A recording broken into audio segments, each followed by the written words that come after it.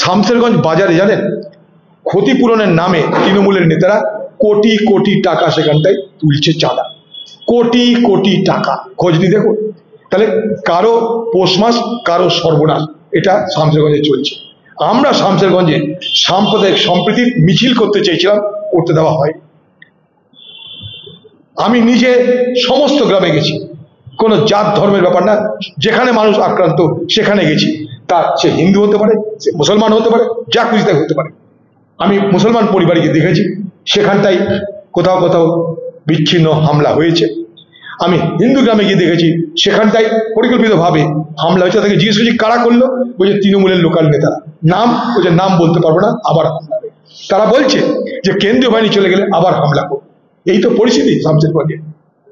লক্ষণীয় এখানটাই যে আজকে উমরপুর মোড়ে সংঘর্ষ হলো, আজকে সুতির মোড়ে সংঘর্ষ হলো,